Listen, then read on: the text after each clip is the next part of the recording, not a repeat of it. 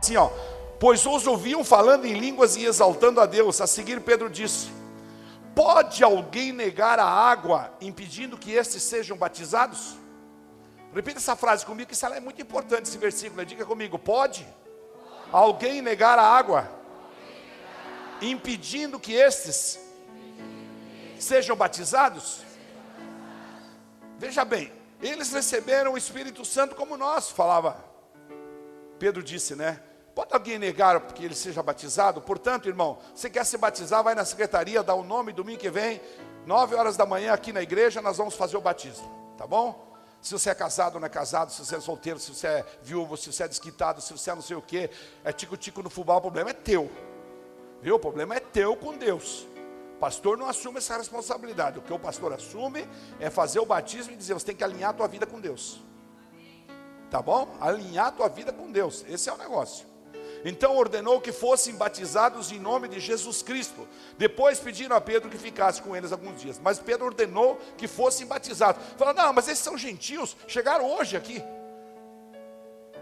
Irmão, se eu tivesse aqui um lugar para batizar, e pegava um irmão que veio a primeira vez, que nunca tinha visto o Evangelho, chegava aqui, confessava Jesus como seu Senhor e Salvador, e pedia para mim batizar, eu batizava.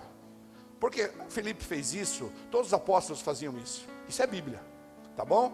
Só para tirar assim, para evitar algum transtorno, algum comentário sobre isso, compreende? Só para ficar bem claro, tá bom? Aula do batismo, claro, muito bem, obrigado. Aí eu vou batizar, mas a secretaria ia avisar, não ia? Espero que sim. Mas escute, vai batizar dia 6, domingo de manhã. Tem que estar aqui na igreja sábado, às 2 horas da tarde, dia 5. Para a gente ensinar o que é o batismo, qual é o fundamento bíblico do batismo. Tá certo? Oi? Fazer consciente, obrigado, isso mesmo. Fazer consciente, glória a Deus. Muito bem. Quero convidar você agora a ficar de pé. Nós vamos fazer a palavra, mas antes nós queríamos adorar a Deus mais uma vez. Cadê essa música da misericórdia aí? Faz favor. Eu quero convidar você a adorar a Deus. Se por gentileza puderem apagar a luz lá atrás, eu queria que você adore Deus, deixe Deus falar contigo aí. A palavra de hoje vai ser batalha espiritual. Então é uma palavra importante, uma palavra que vai dar direção para a sua vida. Adore Deus enquanto isso, peça a misericórdia dele para você entender o princípio. Porque quando a gente entende o princípio, a gente obedece. E quando a gente obedece, eu acabei de falar, nós estamos na bênção. Quem obedece, está na bênção. Minhas mãos levantadas ao céu. Minhas mãos levantadas ao céu. Coração quebrantado aos teus pés. Eu abro a minha boca e clamo misericórdia. Minhas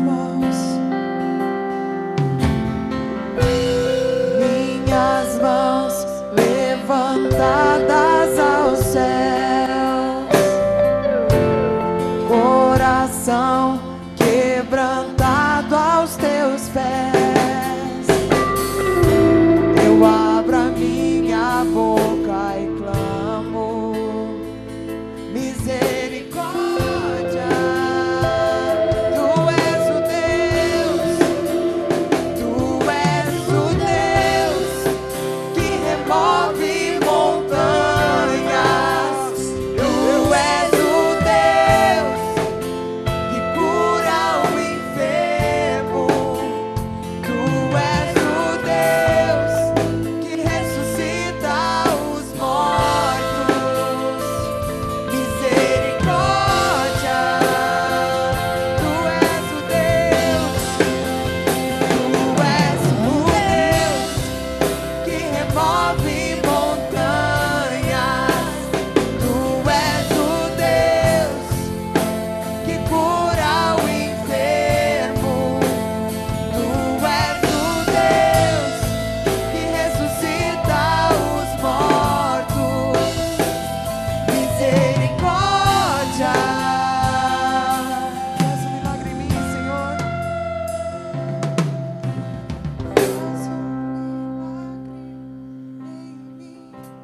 Irmão querido, repita assim com o pastor, por favor. Quero fazer uma oração. Repita isso com fé, por gentileza. Deus vai nos abençoar essa noite nesse lugar. Quando a igreja ora junto, Deus quebra paradigmas, Deus derruba muralhas, Deus arranca do coração a maior amargura, a maior tristeza. Deus tira as dores, Deus transforma as vidas. Por isso diga comigo: Senhor meu Deus, eu quero abrir o meu coração ao mover do Teu Espírito, para que a Tua misericórdia possa me tocar. Eu quero informação, eu quero revelação, eu quero transformação da minha mente, eu quero mudança de valores. Muda meu caráter, muda minha vida, para que eu possa glorificar o Teu nome através do meu testemunho, para que eu seja luz neste mundo e sal nesta terra, permanecendo no centro da Tua vontade para a minha vida, em nome de Jesus. Amém. Aplauda o Senhor Jesus. Milagre em mim, Deus faz um milagre em mim, faz um milagre em mim, Faz um milagre, Senhor, misericórdia. com a Tua misericórdia. Nós somos Teus devedores. Mateus 18, 23 em diante. Mateus capítulo 18, 23 em diante. Jesus está contando uma parábola aos discípulos e está explicando como é que é o reino dos céus. Mateus capítulo 18, 23 diz assim: por isso o reino dos céus é como um rei que desejava acertar contas com os seus servos. Quando começou o acerto, foi trazido à sua presença um que lhe devia uma enorme quantidade de prata. Outras versões da Bíblia falam que a dívida era de 10.000 talentos. Como não tinha condição de pagar, o Senhor ordenou que ele, sua mulher, seus filhos e tudo que ele possuía fossem vendidos para pagar a dívida. O servo prostrou-se diante dele e lhe implorou: tem paciência comigo e eu te pagarei tudo. O senhor daquele servo teve compaixão dele. Diga: teve compaixão. Cancelou a dívida. E sabe o que ele fez? Deixou-o ir. Mas, diga comigo, quando aquele servo saiu, encontrou um de seus conservos, que lhe devia 100 denários. Agarrou-o e começou a sufocá-lo, dizendo: pague-me o que você deve, pague-me o que você me deve. Então o seu conservo caiu de joelhos e implorou-lhe: tenha paciência comigo e eu lhe pagarei. Mas, diga comigo, ele não quis. Olha só. Antes saiu e mandou lançá-lo na prisão até que pagasse a dívida. Quando os outros servos, companheiros dele, viram o que havia acontecido, ficaram muito tristes e foram contar ao seu senhor tudo o que havia acontecido. Então o senhor chamou o servo e disse: servo mau, cancelei toda a sua dívida, porque você me implorou. Você não devia ter tido misericórdia do seu conservo, como eu tive de você? Irado, seu senhor entregou-o aos torturadores, até que pagasse tudo o que devia. Entregou ele para os verdugos. Assim também, olha como Jesus termina isso, no versículo 35. Preste atenção, irmãos. Assim também lhes fará meu Pai Celestial, se cada um de vocês não perdoar de coração a seu irmão. Amém? Pode sentar, por favor. A gente já orou para que Jesus abra o nosso coração E como eu disse, o tema desta ministração chama-se batalha espiritual. Esse texto que nós lemos não fala nada de batalha espiritual, não é verdade? Não fala de demônios, não fala de anjos, não fala de potestades e também não fala de possessão ou de expulsão de demônios, que normalmente a gente, quando fala em batalha espiritual, a gente já pensa nisso. O mais comum é que falemos de batalha espiritual a partir de Efésios 6,12. O que diz Efésios 6,12? Fala assim: pois a nossa luta não é contra seres humanos, mas contra os poderes e autoridades, contra os dominadores deste mundo de trevas, contra as forças espirituais no mal nas regiões celestiais. Esse é o verso típico de quando a gente fala de batalha espiritual. Porém, o texto inicial que nós lemos de Mateus fala de perdão. E o texto fala de relacionamento. O texto fala de reconhecimento do pecado. O texto fala de honra e obediência. O texto fala, enfim, especificamente, de um rei que tinha um servo que lhe devia muita grana. Eu fui fazer o câmbio disso. Fui estudar na internet. E nesta época, transformado para o dólar de agora, para que a gente possa entender do que a gente está falando aí nos valores. O texto se refere em duas grandezas financeiras. Fala de talento e fala de denário. Olha só, talento é um conjunto de denários. Assim como R$1 são tantos centavos, talento é um conjunto de denários. Nós vamos transferir isso para a nossa realidade, fazendo uma figura de linguagem e contextualizando os números para agora, para você ficar com essa imagem, que lá no fim nós vamos precisar disso. E o texto fala que o servo tinha um conservo que lhe devia 100 denários. Brinquei com a Mari ontem, falei: você me devia só R$100, vou te perdoar. Eu fui perdoado de muitos milhões, falei para ela. É que eu estava estudando essa palavra, daí eu falei para ela, entendeu? Agora preste atenção. O conservo, o primeiro conservo, tinha um crédito com o outro de R$100. Mas ele tinha sido perdoado de uma dívida de 10 mil talentos. O cara chegou e falou: não me pague mais os 10 mil talentos. Sabe por que ele falou isso? Porque era impagável. O que significa isso? Significa equivalente a 60 milhões de denários. O cara devia para ele 100 denários. E ele devia para o rei 60 milhões de denários.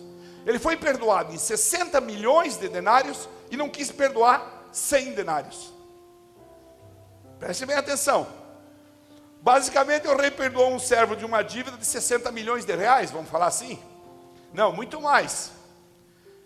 Aí o tal servo saiu aliviado da presença do rei, encontrou um companheiro que lhe devia os R$100 e o que ele fez? Simplesmente executou. Puxa, ele tinha acabado de ser perdoado. Jesus usa essas grandezas, essas realidades bíblicas, sempre contextualizando para a realidade daquela época que ele estava vivendo. Jesus sempre fazia as parábolas dele considerando a situação que ele estava ali, naquele momento, 2000 anos atrás. Vejam bem, meus queridos irmãos, minhas queridas irmãs, naquela época, 60 milhões é uma grandeza incalculável. Se Jesus estivesse hoje aqui, ele falaria desses 10 mil talentos daquela época em trilhões. Então, provavelmente, esses 60 milhões de denários era uma coisa completamente fora da realidade deles, de quem estava ouvindo Jesus. Era um negócio assim. Jesus quis dizer que a dívida saldada pelo rei, melhor, perdoada pelo rei, resgatada pelo rei, era uma dívida verdadeiramente impagável. Preste atenção nisso. Era uma dívida impagável. Diga comigo: a dívida perdoada era uma dívida impagável. O que isso tem a ver, pastor, com o tema da batalha espiritual? Você já vai entender. Presta atenção. Me dê a sua atenção para você acompanhar o raciocínio comigo. Acompanhe com o seu coração. Abra sua mente totalmente. E certamente Deus vai falar com você essa noite com base nisso aqui. Batalha espiritual é assim. Como é que é a batalha espiritual? A gente vai estudar fora. a gente aborda esse tema como sobre um prisma de defesa. Você precisa se defender. Você precisa se defender. Você precisa se defender. Ou seja, a gente sempre entende que batalhar espiritualmente é se defender do diabo. Ou seja, fala-se defensivamente. Se defenda do diabo. Cuidado com o diabo. A mãe da gente falava, não fale no diabo na casa, porque ele pode vir aqui. Quando a gente era assim, menininho, não fale no diabo. Ou seja, em outras palavras, eu preciso me preparar porque o diabo vai me atacar. Geralmente não é assim. O que eu espero é que mude a sua cosmovisão essa noite da batalha espiritual. Que está dentro do princípio do que o pastor Gustavo aprendeu lá em Atlanta e ministra lá no Revisão de Vida. Eu vou falar isso numa frase. Batalha espiritual nunca na vida foi defensiva, ela é ofensiva. Diga comigo, batalha espiritual nunca na vida foi defensiva, ela é ofensiva. Deixe-me explicar como. Pedro está diante de Jesus certa vez, e Jesus profere para ele uma frase determinada na nossa relação entre eu, você, entre nós e o inferno.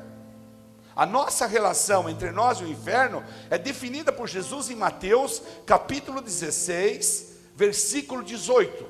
Jesus fala assim, e eu lhes digo que você é Pedro, e sobre esta pedra que é Jesus, ele está falando sobre ele mesmo, tá?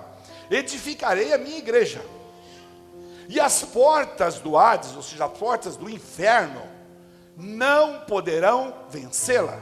Em outra versão está escrito assim, e as portas do inferno não prevalecerão contra a igreja. Diga comigo, as portas do inferno não prevalecerão contra a igreja. Aí você precisa entender isso. Lembre-se disso, que isso é bem importante. As portas do inferno não prevalecem contra a igreja. Jesus estava dizendo, se despreocupe. As portas do inferno não podem prevalecer contra nós, igreja. Contra eu, igreja, contra você, igreja. Em outra ocasião, Jesus fala, a igreja está dentro de você, é você a igreja. Vamos lá.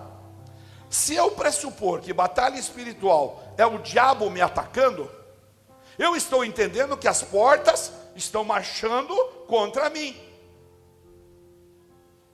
Porque o diabo está me atacando. Mas todos nós sabemos que porta não anda. Porta é um negócio estático, porta é um negócio que está parado. Quem anda contra as portas do inferno sou eu, é você. Não é a porta que está marchando contra mim. Dizer que as portas do inferno não prevalecerão contra a igreja é dizer que o inferno será incapaz. É dizer que o inferno será insuficiente para reter a ação da igreja. No ofício de entrar no inferno, porque não é esse o nosso ofício? Entrar no inferno e saquear as vidas. O nosso ofício não é ir lá na rua e pegar o drogado e trazer ele aqui para se ajoelhar como nós vimos essa noite? O nosso ofício não é pegar o perdido, aquele que está indo para o inferno, que está na mão do diabo, e sacar ele das mãos do diabo? É nós. Diga comigo, é nós. Diga mais alto, é nós.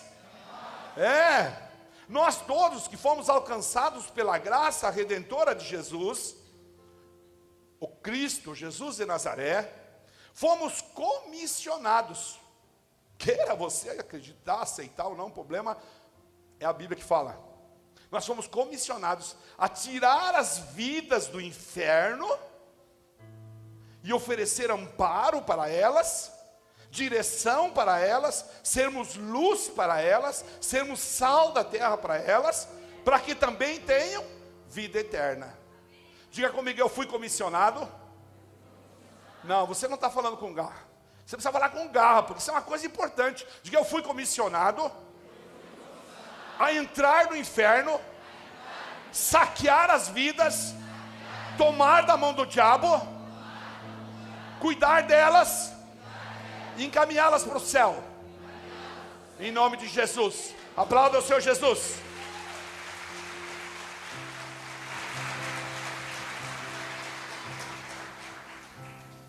Nós todos fomos comissionados. É completamente diferente, portanto, o prisma. Batalha espiritual não é, o inimigo vai me atacar, meu Deus, me ajude, o inimigo vai me atacar. Não é assim. O inimigo vai fazer o que ele puder para que você não o ataque. Diga comigo, o inimigo, Satanás e seus demônios, vai fazer o que puder para que você não ataque ele. Essa é a diferença da batalha espiritual. Ele é que tem medo de nós. As portas do inferno são de vidro. Nós vamos lá porque nós temos a autoridade do sangue do Cordeiro. Diga comigo, diabo, você perdeu. É assim, repita comigo, o inimigo vai fazer o que ele puder para que eu não o ataque. Ele tem toda a razão do mundo para morrer de medo da gente, sabia? Porque há uma palavra bíblica dizendo que as portas do inferno não prevalecerão. Lembra que nós lemos aqui? Ou seja, são as portas blindadas em aço de 100 milímetros? Não, nem isso vai segurar. Há uma palavra bíblica que Satanás não tem como reter o que Deus deseja fazer através da sua vida. É uma ação delegada. Deus chamou você, escolheu você, trouxe para a salvação eterna, te deu vida eterna e falou, agora vai e multiplica isso. Com o mesmo consolo que você foi consolado, console os outros. Com o mesmo amor que você foi amado, ame os outros. Com a mesma dor que você foi libertado, liberte os outros. Deus deseja fazer através da sua vida a ação delegada à igreja de Jesus, amém? As portas do inferno não prevalecerão contra a igreja. É aquilo que a gente precisava para acreditar que o diabo tem razão para estar tremendo. O diabo se aproxima de você quando você está com tudo em ordem na tua vida, quando a tua vida está em dia. Ele tenta te tirar, claro, ele vai tentar te distrair. Nós vamos estudar isso. Nós vamos estudar. Mas ele chega tremendo, porque ele sabe que você vai queimar ele com o sangue do Cordeiro. Veja bem, preste atenção. Satanás e seus demônios te atacam para impedir que você os ataque. Então não é defensivo. Você vai atacar ele. Aleluia. Satanás e seus demônios me atacam para impedir que eu os ataque. Exemplo, deixa eu dar um exemplo para você entender. O diabo está atacando o meu casamento, pastor. Não.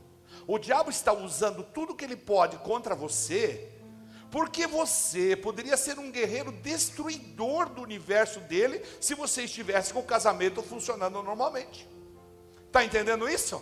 Se seu casamento está em dia, se a sua vida financeira está em dia, se você é um dizimista fiel, se você é uma pessoa que procura sempre estar alinhado no princípio, então o que o diabo vai fazer? Ele vai tentar te atacar. Ele não precisa atacar aqueles que estão na mão dele. Aqueles já estão na mão dele. Nós é que temos que ir lá tirar da mão dele. Ele vai atacar nós. Por isso chama batalha espiritual. Só que o que ele vai fazer? Quero dar um outro exemplo. Pastor, demônio está atacando o meu negócio. Vem orar na minha empresa, demônio está atacando o meu negócio. Não. Se os teus negócios estivessem dando 100% certo, sabe o que você fazia? Você iria romper com as portas do inferno e saquear vidas de lá. Então ele tenta te parar, ele tenta te distrair. Está entendendo a estratégia do demônio? Está conseguindo entender? Se não fosse assim, você iria ser letal para o inferno. Então toda a vida o diabo vai tentar te distrair, vai tentar te atacar. Você precisa aprender a conviver com isso, amém? Ou você acha que o pastor também não ataca? Pastora, casa, família, todo mundo. Desde o carro que não pega na garagem, até a torneira que arrebenta na hora de sair. Tanto que coisa. Então, o que ele quer fazer? Ele quer embaralhar a sua vida para você se desconcentrar.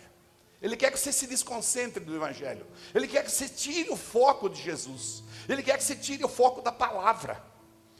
Ele quer que você se esqueça. Ele quer que você se vitimize. Ele quer que você acha que está tudo perdido. Você acha que não é bem assim o evangelho. Olha quantos desviados estão aí porque não entenderam isso, irmãos. Se você entender isso essa noite, você não vai nunca mais se desviar do evangelho. Porque se cada vez que você vê uma reação do demônio, para você vai dizer, cara, as portas do inferno não prevalecem contra mim, sai daqui, demônio. Você vai orar, você vai jejuar, você vai adorar, você vai se consagrar, você vai descobrir onde é que estão as brechas. E você fala, aqui não, bicho velho, aqui não. Ele quer te distrair. Olha só, preste atenção nessa frase. Satanás quer te distrair para que você não seja tudo o que você poderia ser. E isso sim se chama batalha espiritual. Porque você, concentrado no princípio, andando na palavra, sabe o que vai acontecer? Você vai ficar irresistível. Os endemoniados vão cair do seu lado, os doentes serão curados, os perdidos vão ser arrancados das portas do inferno. As portas do inferno se transformarão em portas de vidro, que você dá um chute e fala, vem para cá, quero te tirar daí. Você entende isso? Aí ele minimiza, ele enfraquece as tuas ações contra ele. E isso sim é batalha espiritual. Não é simplesmente, pastor, ele está tentando destruir meu casamento, ele está tentando destruir meu negócio, ele está tentando destruir minha saúde. Entenda uma coisa muito importante, queridos. Ele está tentando destruir a tua vocação, o teu chamado.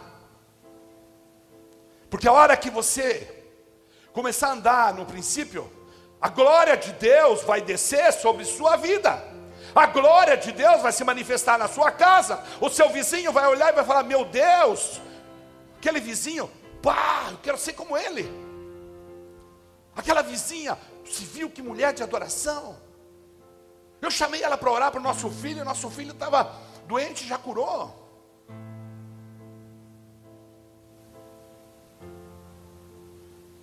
Diga comigo, erguendo a tua mão direita, o demônio quer destruir a minha vocação.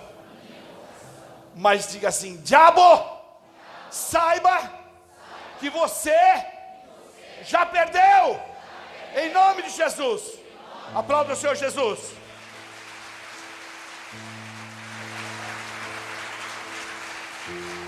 Batalha espiritual é sobre aquilo que Deus chamou você para fazer e ser. Para você fazer e para você ser. Para você ser e para você fazer. É sobre isso que é a batalha espiritual. A relevância que Deus chamou você para possuir aqui na terra, você tem uma relevância, você tem um chamado. Talvez é só lá na tua casinha, no teu lar. Talvez é na tua empresa.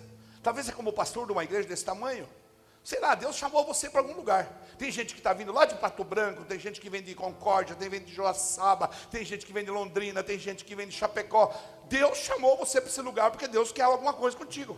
Então a relevância que Deus chamou você para possuir aqui na terra, tudo sendo minado no teu caminho rumo às portas do inferno. Sabe como é que os caras faziam na guerra? Lembra essa história do minado? Depositavam minas explosivas. Aí você pisava, pam, explodia.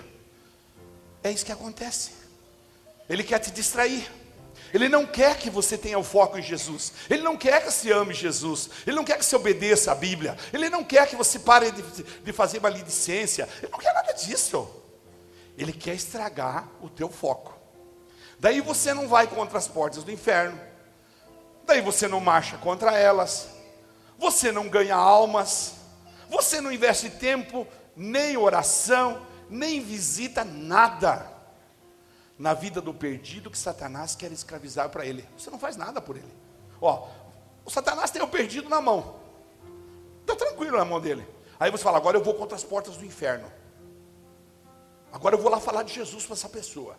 Agora eu vou tirar ele dessa escravidão do álcool. Agora eu vou tirar ele da escravidão do cigarro. Agora eu vou dizer para ele que o casamento dele tem jeito. Agora eu vou dizer para ele vir para a igreja, que na nossa igreja tem jeito, nós resolvemos isso com ele. Aí você vai lá, o diabo na caminhada começa a te tirar a concentração. Você já não chora mais pelo que Deus choraria. Você já não tem ações de amor e generosidade que Deus estava esperando de você. Teu coração começa a endurecer, você já não tem mais. Você não faz ações que contrariam as portas do inferno. Por quê? Porque você está sendo retido. Você está cuidando dos teus assuntos. Quando o diabo te atacou, ele te distraiu, ele te tirou do foco. E aí você fica patinando no mesmo lugar. Patinando no mesmo lugar. Patinando no mesmo lugar. Compreende isso? Isso é batalha espiritual. O que o diabo fez? Olha só. O diabo, com medo do seu poderio de guerra, com a visão de que você, alinhado com Deus, é invencível. Diga assim: eu alinhado com Deus, sou invencível. Com esta visão e com a certeza de que você, com a vida certinha em Jesus, se torna devastador contra as portas do inferno, então ele tenta te distrair. Então Satanás vai usar de todas as possibilidades possíveis para te tirar do projeto de Deus para a tua vida. Olha para quem está do teu lado e fala assim: se agarra, porque o diabo quer te tirar do projeto de Deus para a tua vida.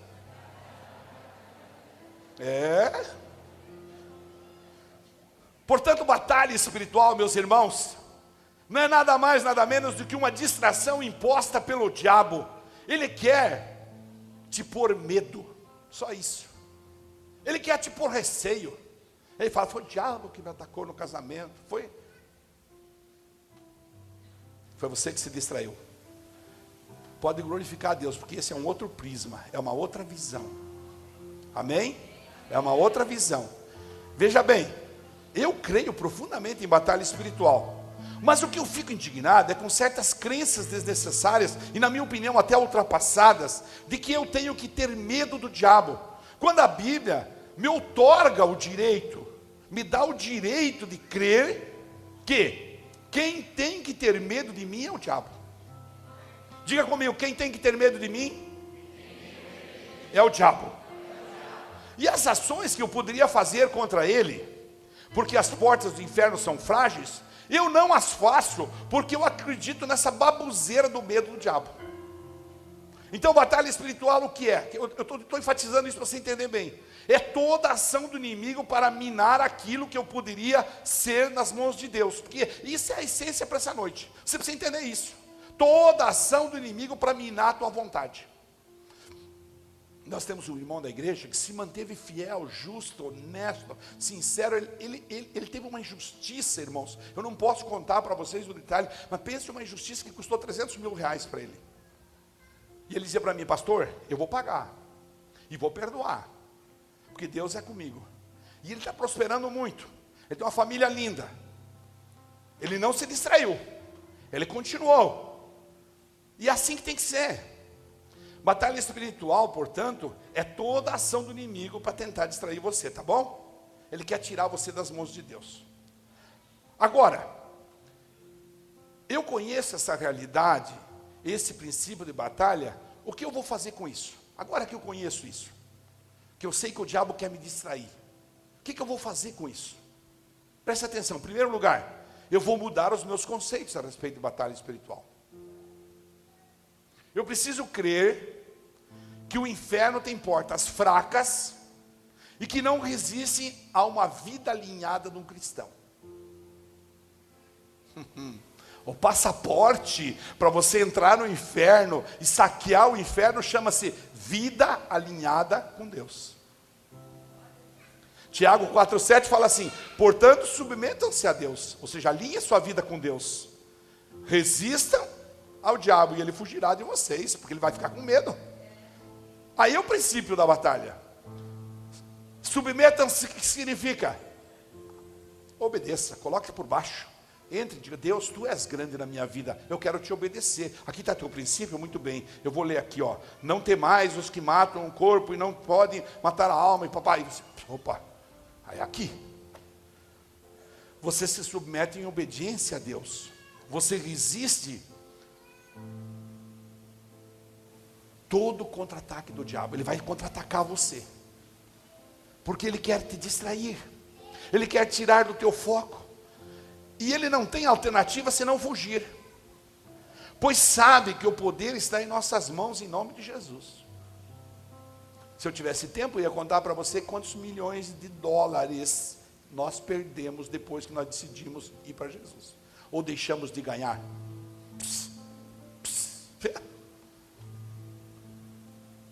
Mas nós temos foco. Nós sabemos onde queremos chegar. Todos nós queremos vida eterna. Nós queremos a família alinhada, a vida alinhada, o amor de Jesus derramando sobre nossas vidas, sobre nossos filhos, sobre nossos netos. E isso tem valor e não tem preço. Então é Ele que fica com o preço. Eu fico com aquelas coisas de valor. Você precisa escolher. Ninguém pode servir a dois senhores. Ninguém pode servir a dois senhores. Agora, quando você tem foco, o que acontece? Ele não tem alternativa, ele tem que fugir. Pois ele sabe que o poder está nas nossas mãos em nome de Jesus. Então você nas mãos de Deus, com a vida tranquila, em legalidade, em autoridade no reino espiritual, acabou a batalha espiritual. Segundo ponto, diga comigo, eu vou alinhar a minha vida e com isto conquistar autoridade no reino espiritual.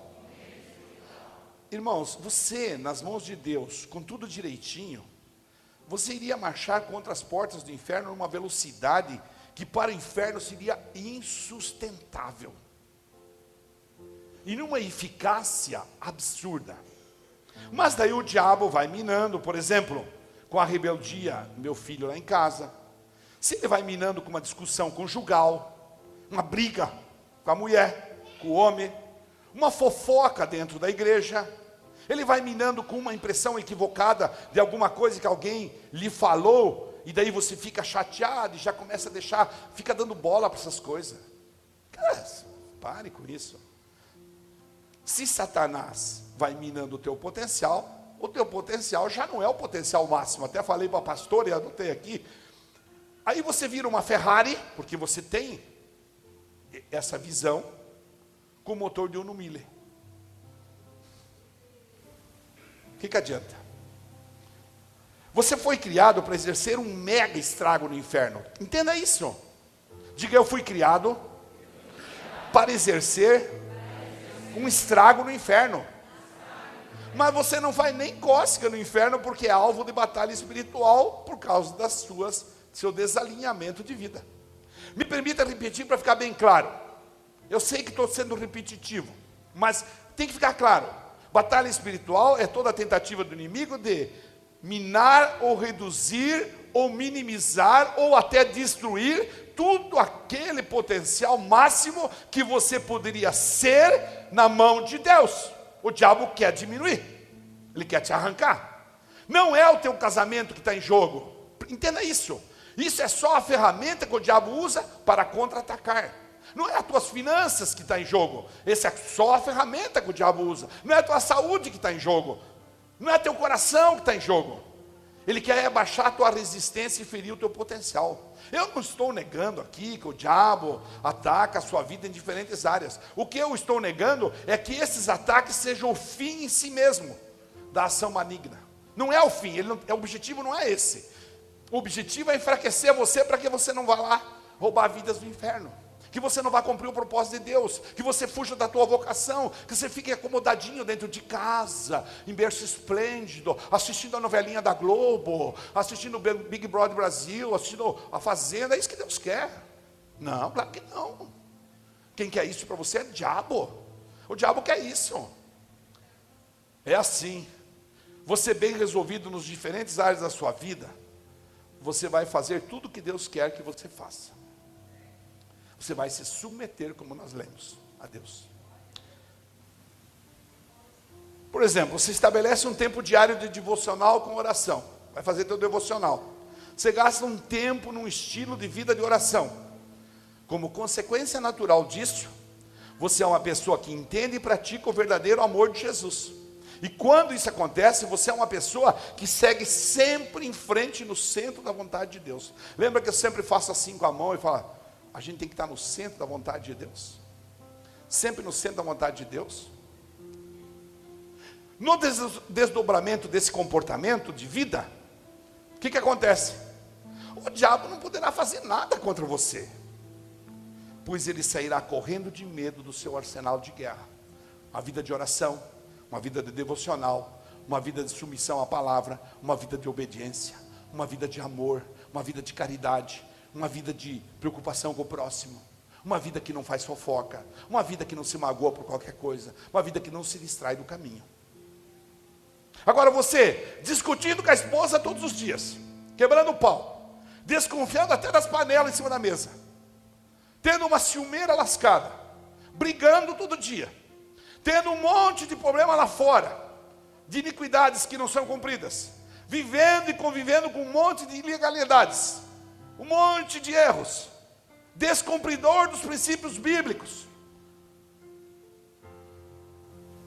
surdo para os propósitos de Deus na sua vida, nunca tenta descobrir qual é a tua vocação. O que vai acontecer? Eu só lamento, mas você vai ser alvo fácil da batalha espiritual para o diabo. Aí é você que escolhe. Pelo menos tempo o diabo ganha. Ele pode até não ganhar a batalha de você, mas ele vai ganhar tempo. Ele vai deixar você ali. Não, vou fazer sofrer, vou deixar aqui. No que tange a sua marcha para o inferno, para quebrar as portas e saquear, para que ele saia da sua casa, porque esse é o trunfo. Quando você pega o teu cartão de crédito e você vai lá comprar, você recebe uma mercadoria. Assim é com a sua vida. Quando você pega a sua vida e você se doa para saquear o inferno, você recebe o quê? Galardão. Entenda, como soldado de Cristo, é você quem está marchando, porque porta não anda contra você não. Sabe, o diabo tem toda a razão do mundo para tremer. Tremer de medo. Porque Jesus falou, as portas do inferno não prevalecerão contra a igreja, contra você. Terceiro ponto. Fechando as brechas que permitem que o diabo possa lhe atingir. Então você precisa fechar as brechas. Agora preste atenção. Há formas de o diabo te atingir na tentativa de parar você, para que você não o ataque. O diabo tem medo de você. Ele não quer que você ataque ele. Então há janelas na vida da gente. Diga comigo, há janelas, há brechas, há portas. Como são os pecados, o comportamento fora dos princípios bíblicos, as iniquidades, que a gente pode chamar de brechas, de arestas, de porta, de ilegalidades, enfim, o nome que você quiser dar. Geralmente Satanás usa isso com maior frequência, com maior eficácia, eu diria na tentativa, não de destruir você, porque ele não vai conseguir fazer isso, mas na tentativa de parar você, de evoluir na direção do inferno. Ele não quer que você vá para a direção do inferno, ele não quer.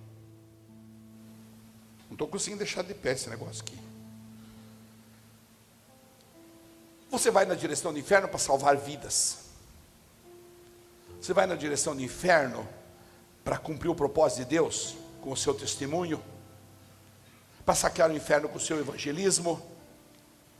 Você vai influenciar todas as pessoas ao seu redor com os seus exemplos de vida. Você vai falar só coisas boas. Da tua boca só vai sair o que o coração está cheio, como a pastora ensinou ontem à noite, na vigília. Teu coração está curado. Enfim, de todas as janelas, brechas, legalidades, o que você queira chamar aí, a amargura, a falta de perdão, a mágoa, o ressentimento, a inveja, o rancor, são como fonte de água envenenada. Isso tudo te tira a força, vai minando a tua capacidade de guerra. Ao longo da história da humanidade, essas janelas, essas portas, essas brechas, têm impedido a eficácia da igreja. Pode prestar atenção. A gente faz retiro, revisão de vida. Qual é o maior problema? Perdão. Vai 100 pessoas, 99 fala, eu tenho dificuldade de perdoar. É que nem eu servo. Foi perdoado de 60 milhões e não quis perdoar 100 pila lá. Esses pecados, iniquidades, têm destruído o poder de resistência. E têm escravizado milhares de pessoas. Preste atenção nisso, tem escravizado milhares de pessoas. Se você parasse para analisar quantas coisas grandes e especiais deixaram de acontecer em sua vida pessoal, em sua vida profissional, em sua vida ministerial, porque você ficou chateado com alguém, porque você ficou com ciúmes, porque você se deixou sequestrar pela raiva, porque você se deixou sequestrar por uma fofoca, porque você odiou uma situação, criou uma raiz de amargura porque você foi machucado na infância, enfim, alguma coisa desse tipo dominou você. Então você vai perder a conta de quantas vezes você deixou de ser usado por Deus. Porque é através da amargura, da falta de perdão, que o diabo tem parado muitas pessoas de marchar contra as portas do inferno. É assim, ó. Eu fico chateado com algo que foi dito a meu respeito. Eu fico chateado com o apoio que eu não tive. Eu fico amargurado. Eu me embolo tanto na cobrança de 100 denários, que eu me esqueço dos 60 milhões que eu fui perdoado. Esse é o problema. Agora nós chegamos lá no texto do começo. Como quarto ponto, eu quero que você descubra 3 verdades sobre a batalha espiritual. A primeira delas, a batalha espiritual tem seu ápice nas relações. Preste atenção, diga comigo, batalha espiritual tem seu ápice nas relações. A batalha espiritual, ela acontece gente com gente. É no relacionamento. Entenda o seguinte: se o diabo quiser te atacar de verdade, ele não vai aparecer no seu quarto como um monstro. Ele vai fazer uma pessoa falar o que não deve para você. Ele vai fazer uma pessoa te ofender. Ele vai fazer uma pessoa te humilhar. Ele vai fazer uma pessoa fazer sombra para você. Portanto, batalha espiritual acontece no campo dos relacionamentos. Pare de achar que é simplesmente com gente que você está lidando. A gente é que assimila mensagens erroneamente. Ou a gente envia mensagens erroneamente. São os 2 caminhos. Portanto, a batalha espiritual ocorre nos relacionamentos. É um com o outro. É o marido com a mulher. É o patrão com o empregado. É a colega com o amigo. É no WhatsApp. É no Facebook. É não sei aonde. Então essa é a verdade, você precisa entender. O diabo vai usar pessoas para te distrair. Diga comigo, o diabo vai usar pessoas para me distrair. Então você fica ligado, tem que ficar ligadinho na antena aí. Pessoas que vão falar mal do pastor, vão falar mal da pastora, vão falar mal do evangelho, vão falar mal não sei do que, vão inventar fofoca. Você já fez aquela brincadeira de você dizer, por exemplo, aqui para o Luiz, a gente diz uma frase para o Luiz fala para outra pessoa, vai passando para todo mundo, quando chega aqui na Ana, é completamente diferente. Às vezes quando eu ia fazer cursos, né, agora graças a Deus não quero mais fazer, eu fazia isso para mostrar como a comunicação é uma coisa terrível. Mas a gente se deixa iludir, e o diabo é esperto nisso. Ele vai mudando de um para o outro. E aí quando chega lá, já estão falando que o pastor roubou não sei quantos milhões de reais. Por isso que ele tem Land Rover, por isso que ele tem Mercedes, ele roubou. Queridos, né? Fazer o quê? A batalha espiritual, portanto, acontece nos relacionamentos. Agora, segundo ponto, a batalha espiritual depende da leitura que nós fazemos do conceito da dívida. Nós falamos da dívida na parábola que Jesus escreveu. Não falamos da dívida? A palavra, foi por isso que eu busquei esta parábola de Jesus, porque a gente tem que entender isso. A palavra dívida, que é central aqui no texto que a gente leu inicialmente, é central também na batalha espiritual. Agora você vai entender. Tinha um camarada que devia algo impagável, e ele sabia que devia. Lembra? 60 milhões naquela época seriam trilhões hoje. Aí a dívida é perdoada. E no que ela é perdoada, ele ao invés de se sentir perdoado e se sentir ele se sente merecedor. Desculpa, eu vou explicar direitinho. Ao invés de se sentir perdoado, ele se sente merecedor. Ele já está se achando. Eu mereci ser perdoado por Jesus. Eu mereci ser perdoado de 60 milhões. Preste atenção aqui. É assim que muito crente se sente. Merecedor do sacrifício de Cristo. E a nossa relação com o sacrifício de Cristo precisa ser completamente diferente para a gente poder ter gratidão, para a gente poder entender o que é se submeter a Cristo. Eu fui perdoado, eu não devo mais nada, mas eu sou um eterno devedor. Assim funciona a coisa da palavra. A minha gratidão vai ser para sempre. Diga comigo, a minha gratidão vai ser para sempre.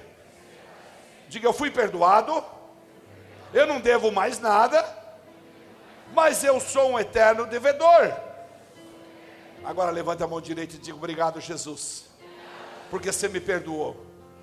Eu sei que ainda te devo, eu reconheço, mas tenho o coração de gratidão. Aplauda Ele por isso.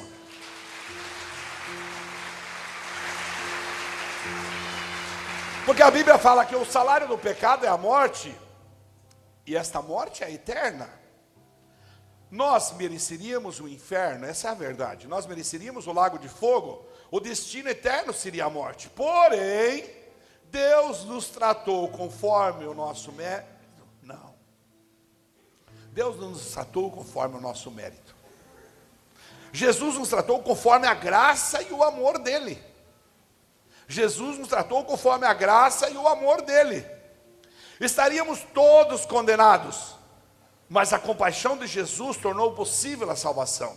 A compaixão foi sua misericórdia, que nós cantamos aqui, levado às últimas consequências. Quero repetir essa frase. A compaixão de Jesus foi sua misericórdia, levada às últimas consequências. Entregou sua própria vida para ocupar o lugar do homem e sofrer a morte que a criatura rebelde merecia. Ou seja, nós merecíamos a morte, mas ele disse, eu vou no lugar de você. Eu vou no lugar de você, Gustavo. Eu vou no lugar de você, Mariana. Eu vou no lugar de você, Luiz. Eu vou no lugar de cada um de nós que está aqui essa noite.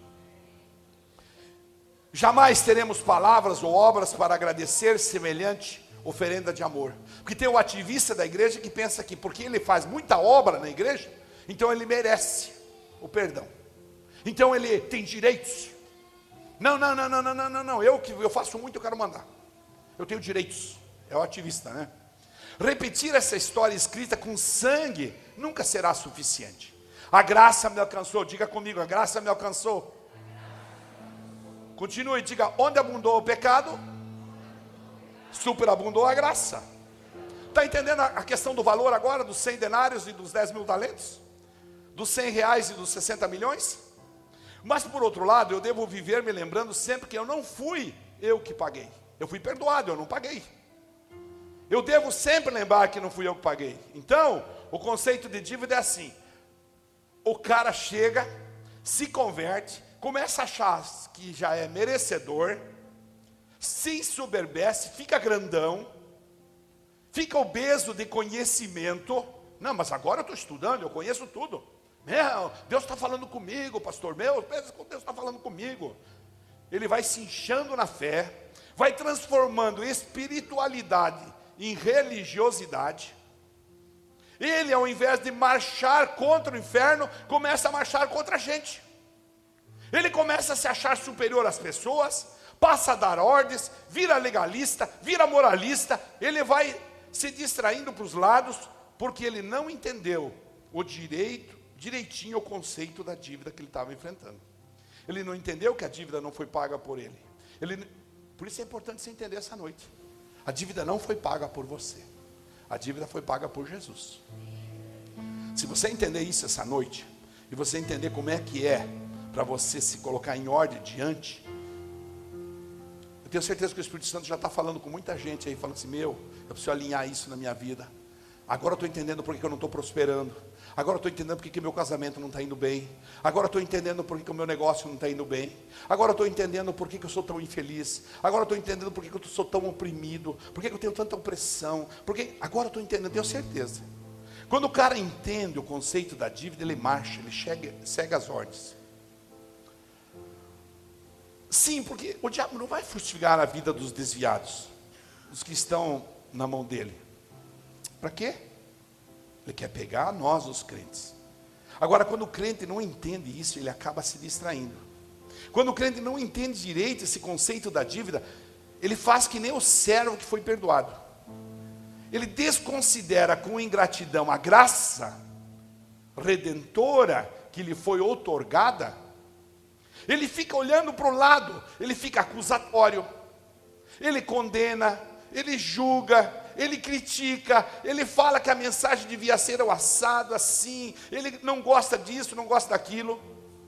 Se você se acha merecedor da salvação, me perdoe.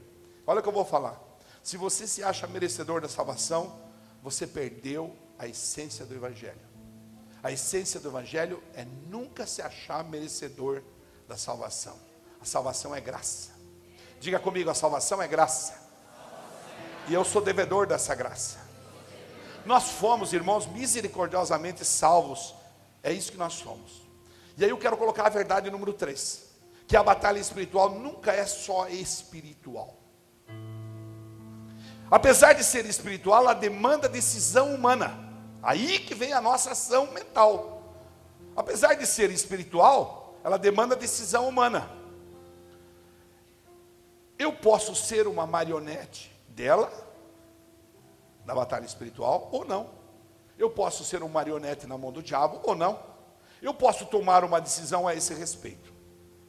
Se a batalha fosse só espiritual, ela não dependia em nada das minhas ações, e muito menos das minhas decisões.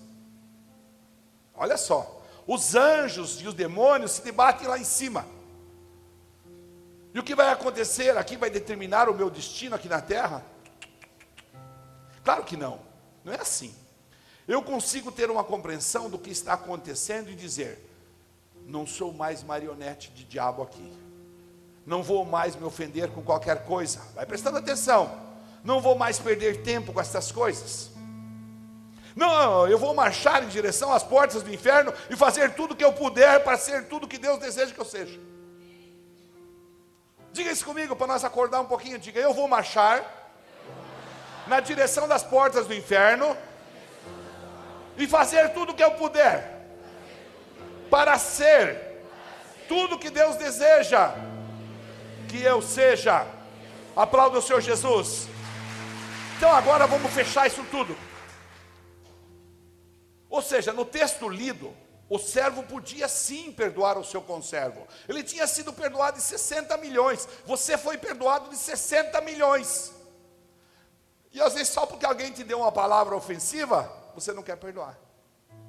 Perdoar, portanto, é uma decisão humana. Obedecer a palavra é uma decisão humana. Por isso eu disse que o conceito 3 é de decisão. É humano. Você precisa agir.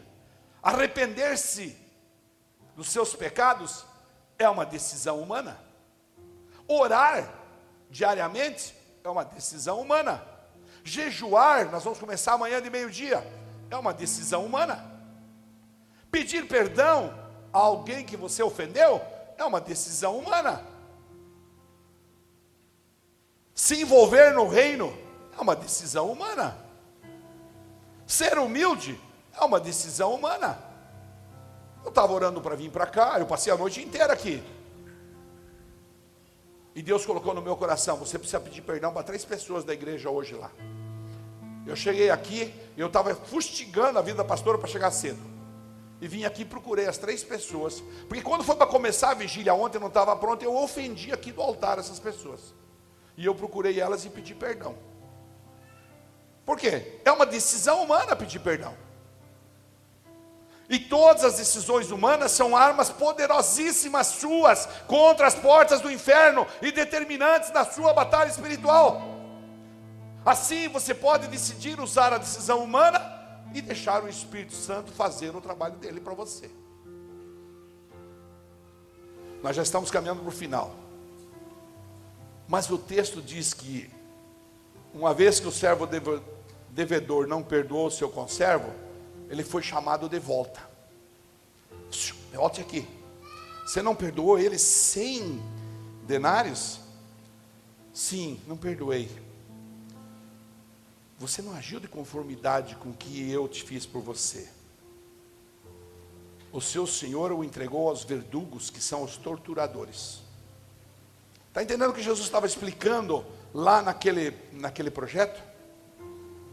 Tem cristão, irmão, que vive a vida inteira assim, entrega aos verdugos, lhe espetando aqui, retalhando ali, complicando aqui, desistem do evangelho, desistem da palavra, olham não conseguem, ficam carregando fardos pesados de amargura, ficam adubando, nutrindo ódio, cultivando mágoa, cultivando ressentimentos. Cristão que vive preso na idolatria, que vive preso dentro da sua casa, no seu achismo, no seu orgulho, insiste em pecados de adultério, corrompidos pela lascívia na internet, viciado no falar mal, na tal da maledicência. Falei para a pastora, hoje eu baixei um artigo sobre maledicência, falei para ela, eu vou ler 10 dias seguidos, eu preciso aprender. E aí contei para um amigo meu que cheguei aqui, falei assim, 10 vezes eu fui abrir a boca, 8 eu vi que não precisava ter aberto, fechei. Falei, não precisa falar, vou ficar quieto. É assim. Tem gente que é viciada na maledicência, fofoca, mexeriqueiro, falar mal dos outros. O que está acontecendo com esse cristão? Diga comigo, está na mão dos verdugos. Não, diga comigo, diga, está na mão dos verdugos. É duro dizer, né? Mas diga, está na mão dos verdugos. Ou porque não perdoa, ou porque tem culpa muito acentuada, ou porque tem um monte de brecha de mentiras, ou porque tem aberto legalidades na área sexual, ou porque tem rebeldia em seus corações, ou porque abriu brecha de crítica, de julgamento, e aí nós vamos embora, de dívida que não pagou, de coisa que não perdoou, de pessoa que não procurou. Pecado oculto que só o próprio pecador sabe. Essa semana o Júnior me ligou, falou, pastor, tem uma pessoa lá na cidade que o senhor morava, que foi no culto, que teve que sair quando escutou a sua voz, lembrou do tempo que o senhor tinha negócios lá em Pato Branco. Também pensa um cara ímpio. Mas onde? Acabamos de falar, onde abundou o pecado, superabundou. Eu falei, eu quero me dar o telefone que eu vou ligar, eu vou pedir perdão. Não consegui fazer me atender ainda, mas vai me atender. E quando me atender, vai ouvir, me perdoe. A pastora um dia está comentando comigo, meu Deus, quantas casas nós fomos pedir perdão, quantas coisas nós já alinhamos na nossa vida. E não adianta fazer da boca para fora, tem que se arrepender no coração. O pecado oculto, que só o próprio pecador sabe, esse é ele e Deus. E tudo isso está facilitando ao Satanás te distrair, te tirar do foco, e dizer, não vá contra as portas do inferno, tenha medo do diabo.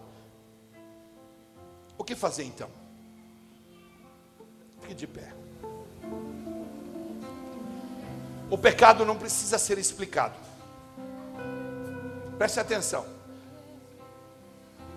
Tiago, baixa a luz para nós aí. O pecado não precisa ser explicado. O pecado apenas precisa ser reconhecido. O pecado precisa ser confessado. E com o arrependimento, o pecado é perdoado. Diga comigo, arrependimento é o passaporte para a vitória. Diga também, arrependimento é a chave que abre as portas da graça para a minha vida. Diga, arrependimento me faz andar abraçado com a graça. Diga comigo, arrependimento genuíno gera um arsenal de guerra que me leva à vitória na batalha espiritual. O que é que você tem aí no seu interior? Eu não quero que você saia essa noite desse lugar sem ter um tete a tete com o Espírito Santo. Eu não quero que você saia desse lugar depois de toda essa história de batalha. Você que descobriu ilegalidades, e uma delas chama-se orgulho. Por isso nesse lugar, aqui somos todos iguais. Confessei para vocês aqui, para vocês verem como nós somos todo mundo igual. O que é que você tem aí no seu interior que só você e Deus sabe? Que só você e Deus sabe. E que essa noite você quer fechar a porta para o diabo. para poder continuar a caminhar rumo às portas do inferno, vencendo a sua batalha, tendo uma vida de felicidade, tendo autoridade no reino espiritual. Nós temos ferido a Deus e aberto brechas com os nossos pecados. Nós temos feito o Espírito Santo de Deus chorar. Essa noite eu quero que nós entremos no novo tempo. Eu quero convidar a fechar seus olhos agora. Eu quero que você entre no novo tempo de arrependimento genuíno, na presença do Deus Altíssimo. Que o Espírito Santo te convença dos teus pecados e te leve a um arrependimento genuíno. Quem convence do pecado, da justiça e do juízo não é pastor, não é obreiro, não é igreja.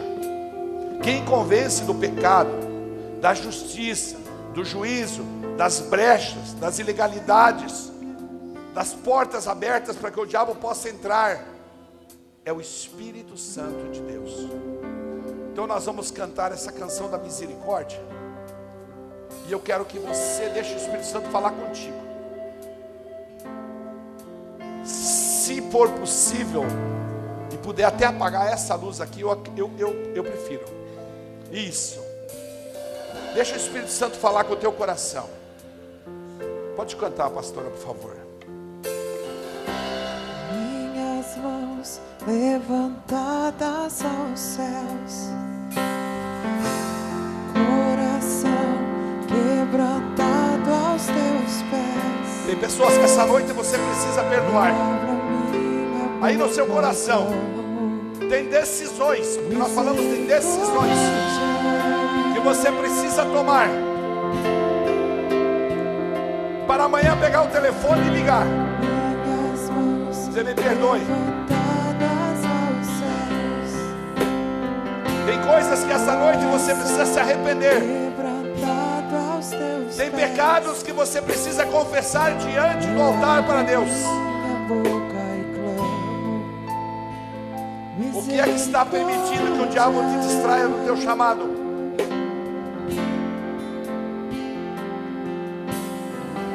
Misericórdia. Minhas mãos levantadas aos céus, Coração quebrantado aos teus pés.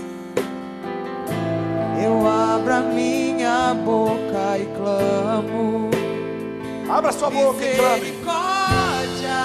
Diga misericórdia para a minha vida, Deus. Tu és o Deus que remove montanhas. Tu és o Deus que cura o enfermo. Tu és o Deus que ressuscita os mortos. Misericórdia. Tu és o Deus que remove montanhas. Tu és o Deus que cura o enfermo. Tu és o Deus que ressuscita os mortos. Misericórdia.